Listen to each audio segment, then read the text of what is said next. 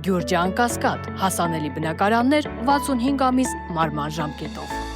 Նկարները, որ տեսնում եք խորհրդային շրջանում Գառնու տաճարի վերականգնման ընթացքից են, ադրբեջանցիները Թվիթերում քարոզություն են սկսել, տեղադրում են այս լուսանկարներն ու փորձում ապացուցել, թե իբր տաճարը հին չէ, իբր հայերն են այն կառուցել խորհրդային տարիներին, որպեսզի իրենց հռչակեն հին մշակույթ ունեցող ազգ։ Մասնագետներն ասում են, տարիներ անց էլ թշնամուն բնորոշ ձեռագիրը անփոփոխ է, ոչ միայն ջնջում ավերում են հայկական մշակույթը, այլև մեր ունեցածով կերտում իրենց նորօրյա պատմությունը։ Ինքը ուզում է կլանել ամբողջ հայկական լեռնաշխարհը, ինքը սկսել է այդ արևելյան կողմից եւ կլանելով առաջ է գնում, այսօր Արցախը կլանեց եւ հիմա խորժակը շատացել է եւ անընդհատ փորձում է հիմքեր ստեղծել իր ցավալաբաշտական քաղաքականությանը։ Քարերի հետ են կռիվ տալիս, յուրացնում մեր մշակույթն ու իրենց ներքին հաշվեհարդարը տեսնում։ Այդպես հարվեցին նաեւ Նախիջևանի ավելի քան 26,000 հայկական հուշարձանների մշակութային արժեքների հետ, որոնցից եւ ոչ մի հետք չթողեցին։ Նախիջևանում ոչ մի հատ գոյություն չունի։ Բարոյական մեղքը Հայաստանի Հանրապետության մեջ եւ մինչեւ հիմա որովհետեւ ոչ մի պատասխանատվության չկարողացավ Հայաստանը Ադրբեջանին ենթարկել։ Ավելին, բարոյապես եւ իրապես ցույց Ադրբեջանին, որ այսօր էլ Արցախի մշակութային հիմնական արժեքներն է,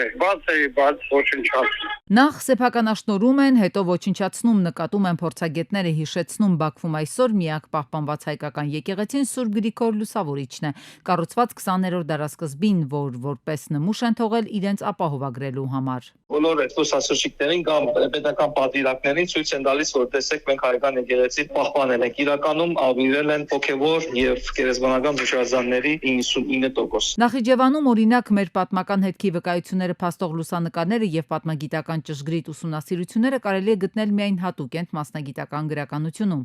Այնն էլ սահմանափակ քանակությամբ անհատներն են տպագրել։ Այվազյանի խոսքով այս հրատարակություններն այսօր մեր երկրում ոչ միայն չեն խրախուսվում, այլև անհատների ջանքերով ստեղծված փաստական աշխատություններ էլ գրադարաններին չեն տրամադրվում։ Դա պետական տերոր է, սեփական մշակույթի նկատմամբ այդ 300 օրինակ, 500 օրինակից օրինակներ չեն հասնում նույնիսկ արկա գրադարաններին։ Հայաստանը ունի մոտավորապես 930-950 բնակավայրեր, մոտավորապես 1500-ից ավելի գրադարաններ ունեին համայնքային, քեսից ավելի փակվել են։ Երևանում ընդամենը մի քանի ամիս առաջ փակվեց ինֆորմացիոն կենտրոնի գրադարան։ Այս գրադարանն ի դեպ 2 միլիոնանոց ֆոնդով է, գիրքը գրադարանին հասցնելու հարցում պետությունն ըստ փորձագետի ձեռքերը վաղուց է լվացել։ Պետական որևէ աջակցություն այս հարցում չկա, ինչը չի կարելի ասել միլիոնավոր դոլարներ ծախսող ու կեղծ պատմություն ստեղծող Բաքվի մասին։ Ինչ ենք թողում սերունդներին, հարցնում է հուշարձանագետը, եթե նույնիսկ եղածին տեր կանգնել չենք կարողանում։ Ոչ ավելի, ոչ պակաս, մի քանի օր շարունակ Իսրայելի վարչապետը կգտնվի Բաքվում պաշտոնական այցի համար մի փոքր երկար ժամանակահատված է։ Նախ դա չվիրիպեց փորձագետների աչքից, հետո քննարկեցին, թե այցի ընթացքում մայիսի 9-ին հյուրընկալող երկրի նախագահ Ալիևը Մոսկվա պիտի գնա։ Հետո արդեն թուրք-ադրբեջանական աղբյուրները գրեցին, որ մայիսի 10-ին էլ Բաքու կմեկնի Թուրքիայի նախագահ Ռեջեփ Թայիպ Էրդողանը։ Այսինքն կարող է հավանական լինել, որ Իսրայելի վարչապետը մեկ այցով երկու նշանակետի է պատրաստվում խփել։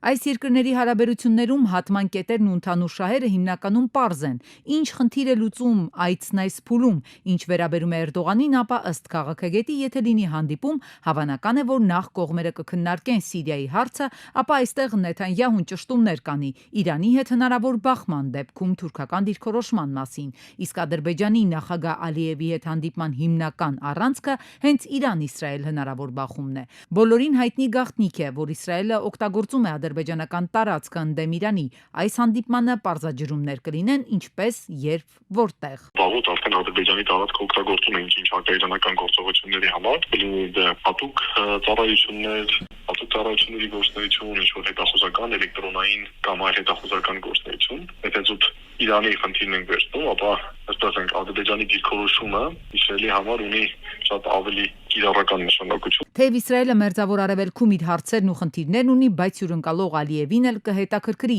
ինչ կա իրականում Իրանի հետ հարաբերություններից, սպասել ռազմական բախման, թե ոչ եւ որոնք են իր անելիքները։ Լինելու դեպքում էլ բացառված չէ, որ Բաքուն դա ամենահարմար առիթը կարող է համարել հայ-ադրբեջանական սահմանին սադրանք հրահրելու համար։ Հասկանալի է, որ ամերիկացիները Իսրայելի հետ որոշակի փակ ինֆորմացիայով կիսվում են եւ բնական է Ադրբեջանը կցանկանար ստանալ այդ ինֆորմացիան, կարող է լինել այն վերջին ազդակը, որը Ադրբեջանի ղեկավարությունը կհամոզի, որ հիմա ճիշտ ժամանակն է նոր այնատավալ հարձակում սկսել Հայաստանի նկատմամբ կամ Զանգեզուրի միջանց կբացել կամ մոտենալ Սևանալճին եւ Սևանալճի ափի մի մասը վերահսկել։ Էրդողան, Նեթանյահու, Ալիև պատերազմի մեր ժամանակների հայրերը նույն տեղում նույն ժամին դժվար թե խաղաղություն ծրագրեն։ Փորձագետները ենթադրում են, տարածաշրջանը նոր զարգացումների նախաշեմին է։ Ֆրանսիայի արտգործնախարար Ժան-Նոել Բարոն հայտարարել է, որ Եվրոպան պատրաստում է Ռուսաստանի դեմ պատժամիջոցների նոր փաթեթ Ուկրաինայի հակամարտության կարգավորման բանակցությունների ձախողման դեպքում։ Միջոցառումները կարող են համաձայնեցվել երկրորդական պատժամիջոցների օրինագծի հետ, որն առաջարկել է ամերիկացի սենատոր Լինդսի Գրեհեմը։ Մենք եվրոպացիներս պատրաստվում ենք ուղեկցել ամերիկյան այս նախաձեռնությունը պատժամիջոցների 17-րդ փաթեթով։ Ես Լինդսի Գրեհեմի հետ պարտավորվել եմ, որ մենք կփորձենք համակարգել այս երկու փաթեթները, ասել է Ժան-Նոել Բարոն։ 30-ամյա դադարից հետո Ռուսաստանը մայիսի 1-ից վերսկսել է կանոնավոր չվերթերը դեպի Աբխազիա։ Վնուկովո օդանավակայանից դեպի Սուխումի օդանավակայան առաջին չվերթն իրականացվել է։ Վրաստանի կառավարությունը դատապարտել է ձեռնարկը եւ հայտարարել է, որ օդանավակայանի շահագործումը տեղի ունենում միջազգային նորմերի խախտմամբ։ Ռուսական լրատվամիջոցների փոխանցմամբ դեպի Սուխումի թռիչքները վերսկսելու են նաեւ երկու այլ ավիաընկերություններ։ Բոլոր 3 ավիաընկերություններն էլ արևմտյան պատժամիջոցների տակ են Ուկրաինա-Ռուսաստանի 2022-ի ներխուժումից հետո։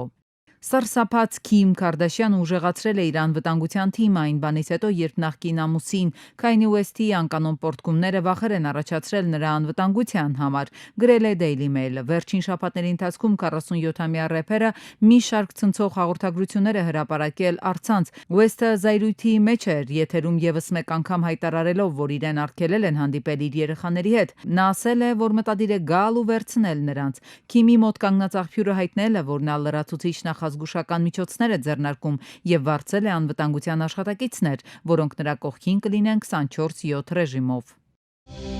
Նոր-Նորքի թաղապետ Տիգրան Տեր-Մարգարյանի պաշտոնավարումը չի կասեցվել, քննիչը նրա նկատմամբ որպես խափանման միջոց է կիրառել բացակայելու արգելքը։ Համանման խափանման միջոցներ են ընտրվել նաև բռնությունից տուժած, բայց մեղադրյալի կարգավիճակ ունեցող Արթուր Չախոյանի եւ ավականու անդամ Մեսրոպ Մանուկյանի նկատմամբ։ Քննչական կոմիտեից հայտնել է, որ Նոր-Նորքի թաղապետարանում տեղի ունեցած դեպքերի առնչությամբ երկու քրեական վարույթներով էլ բոլոր 6 մեղադրյալների նկատմամբ որպես խափանման միջոց է կիրառվել բացակայելու արգելքը։ Պեկ մաքսանենգության դեմ պայքարի վարչության եւ էլեկտրոնային առևտրի եւ օդային տրանսպորտով իրականացվող փոխադրումների վարչության աշխատակիցները Օնեքս ընկերության ժամանակավոր պահպանման պահեստի մաքսային հսկողության գոտում մաքսային զննման են ենթարկել Ամերիկայից Հայաստան ներմուծված միջազգային սուրհանդակային առաքանին։ Արդյունքում բացի անձնական օգտագործման իրերից եւ հագուստից հայտնաբերվել է ընդհանուր 970 գրամ քաշով մարիխուանա տեսակի թմրամիջոց։ Կատարվել է նշված հատվածի դարանակալում, որի ընթացքում պարզվել է թմրամիջոցները ձեռք բերող անձանց ինքնությունը։